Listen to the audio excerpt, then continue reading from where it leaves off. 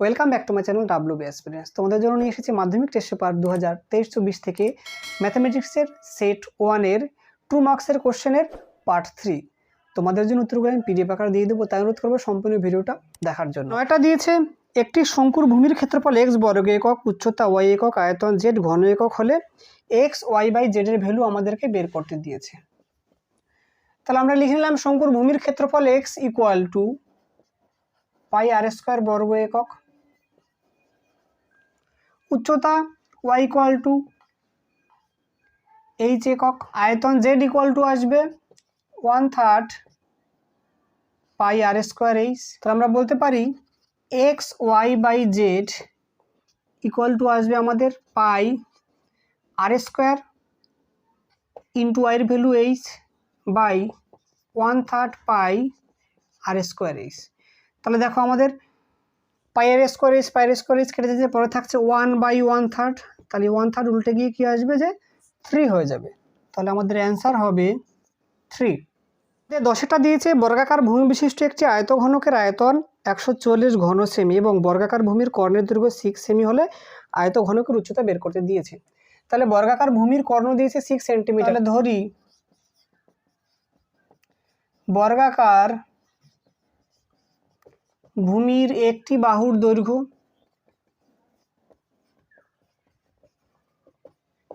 = a semi.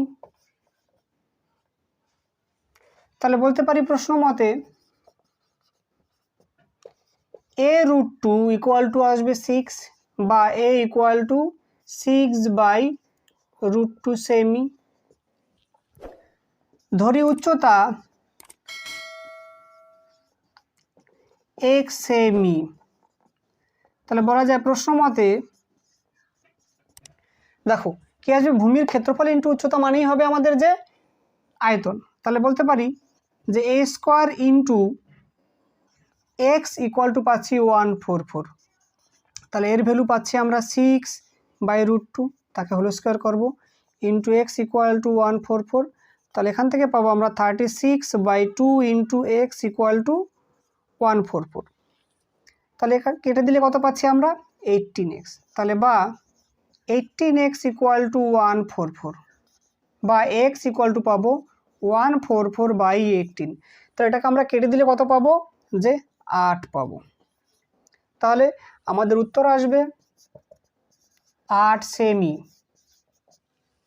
আমাদের 11টা দিয়েছে যে ey = xi - 35/10 summation of fi ey = 30 summation of fi = 60 হলে x বারের মান বের করতে দিয়েছে।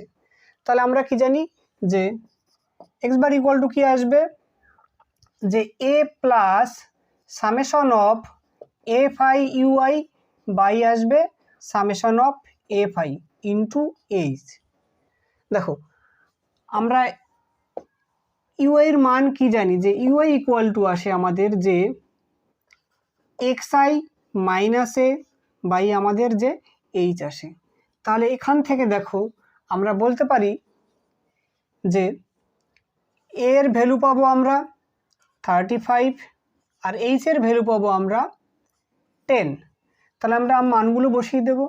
কি পাচ্ছি 35 plus summation of fi ui কত 30, সামেশন অফ fi কত পাচ্ছি আমরা 60 ইন্টু h এর ভ্যালু কত পেলাম 10 পেলাম। তাহলে আমরা কেটে দিলাম 0 0 আর 30কে 6 দিয়ে কাটলে কত পাবো 5 পাবো। তাহলে 35 প্লাস 5 কত পাচ্ছি আমরা 40 পেয়ে গেলাম। আমাদের উত্তর কি আসবে যে 40। আমাদের 12টা দিয়েছে একটি বৃত্তের কেন্দ্র থেকে 15 সেন্টিমিটার দূরে অবস্থিত কোনো বিন্দু থেকে ওই বৃত্তের উপরিস্থিত কোনো বিন্দুর স্পর্শকের দৈর্ঘ্য 12 সেমি হলে বৃত্তের ব্যাসার্ধ নির্ণয় করো। তাহলে আমাদের অকেন্দ্রীয় বৃত্তের 15 সেন্টিমিটার দূরে একটা বিন্দু এ আছে, সেখান থেকে স্পর্শক এপি এর দৈর্ঘ্য দিয়েছে আমাদের 12 সেন্টিমিটার। আমাদের ব্যাসার্ধ ওপির ভ্যালু বের করতে হবে। আমরা জানি কি যে স্পর্শ বিন্দুগামী ব্যাসার্ধ স্পর্শের সঙ্গে কি হয় যে লম্ব হয়। তাহলে বলতে পারি ত্রিভুজ ওপি